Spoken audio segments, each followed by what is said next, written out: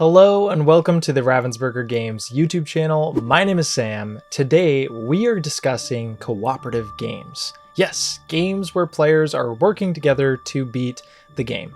Co-op games are popular because some players just prefer teamwork over cutthroat competition. They are also handy games for teaching, as after that initial teaching, everyone is actually on a team and feels like they can ask questions about any aspect of the game.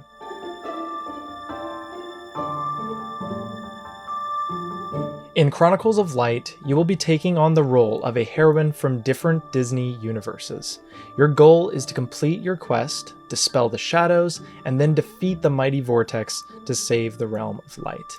Chronicles of Light has no player turns. Instead, it is an open table discussion where players can decide what actions they want to use and how. Those actions are in the form of 4 tokens on the character boards. All players will have access to healing and movement, but each heroine has unique actions to their character that can help in the fight against darkness. For example, Moana is really good at moving through the water paths and has the ability to heal another player to full health, while Maid Marian can defeat shadows at a distance with her badminton or call for another heroine to join her no matter where they are on the board with her torch. What I personally think helps the set Chronicles of Light apart is that each character has 4 quests in the box and you will each only be working towards one of them. The variability changes with which heroines are actually in the game, which quests they are on, and even how the board is set out at the beginning of the game.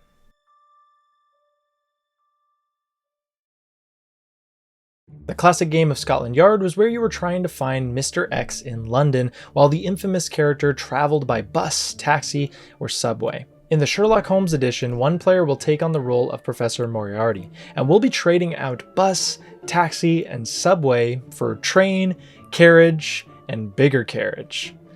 So yes, one player will be against the rest, creating a one versus many game experience, but I like to give you guys lots of different types of games, so I'm hoping you will give this a shot for your next cooperative game night. One player will become Professor Moriarty, and 1 through 5 players will be sliding into the rules of Sherlock Holmes, his brother Mycroft, and his companions, Dr. Watson, Inspector Lestrade, and Irene Adler, to pursue Moriarty throughout the streets of London.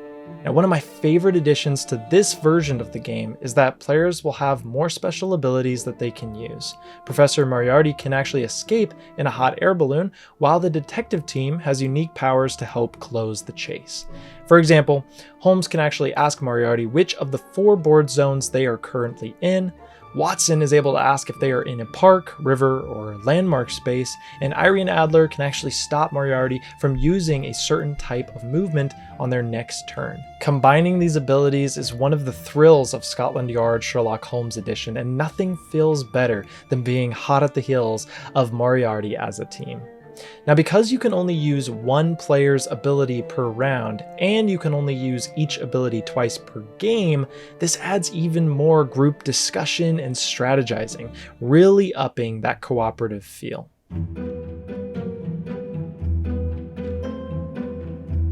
Labyrinth was first published by Ravensburger in 1986 and has since seen many different editions, all while keeping that same core gameplay. Labyrinth is a puzzling board game where players are attempting to direct their pawn along paths to reach treasures. They're going to be doing this by adding a tile to the edge of the labyrinth and pushing it until a tile falls out the other side. Then the next player will use that tile that fell to repeat the process.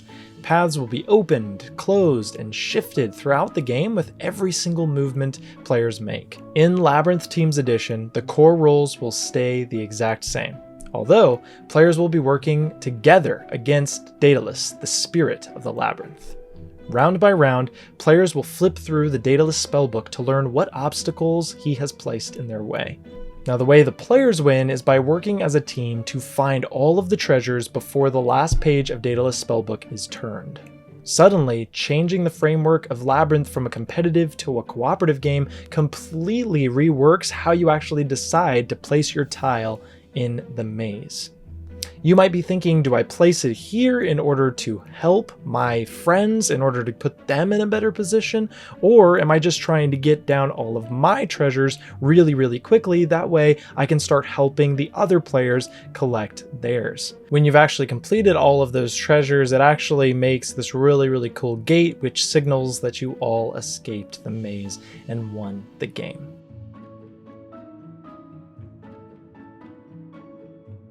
It is time to play as one of Earth's premier monster experts. You have arrived at a mysterious arcane punk town centered around a massive void, which is a doorway between worlds from which terrors of all ilk might erupt. This is Horrified, World of Monsters, a new game in the Horrified lineup that brings you up against the ice-cold Yeti, riddle-ridden Desert Sphinx, the restless corpse of Jiangxi, and even the cosmic horror Cthulhu. Now, in Horrified, you will work as a team to defeat whichever monsters you choose to face. What makes Horrified unique is that every monster takes a completely different approach in how you actually defeat them. Often, these puzzles will actually use the game's item system in a unique way. These items come in 3 distinct colors and themes in every single game, and will be scattered throughout the game board. For example, the Sphinx has a riddle. You must collect and place items within their puzzle grid to add up to the value in the row and the column. Alternatively, you are trying to find Yeti's cave so that you can escort their children safely home. What's especially awesome about the Horrified game line is that once you actually play one, you are set up to play the others, from universal monsters to American cryptids. And something to keep in mind is that you can actually combine Horrified World of Monsters with Horrified Greek monsters to really spice up your game nights.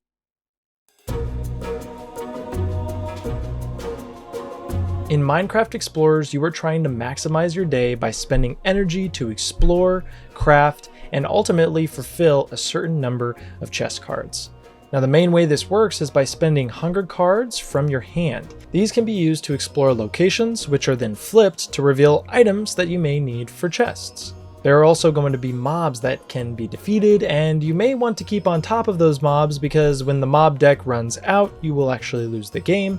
And the more that come out, if there are already matching ones already present, you're going to be flipping again and again until you get a different one.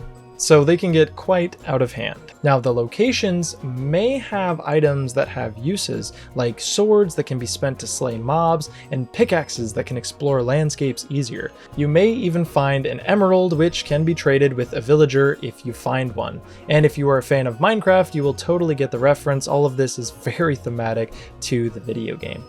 Now, teammates may want to strategize who takes out which mobs, because when you collect pairs, they can also be spent to do more actions on your turn, and you'll need those because you're going to be lacking actions throughout the game.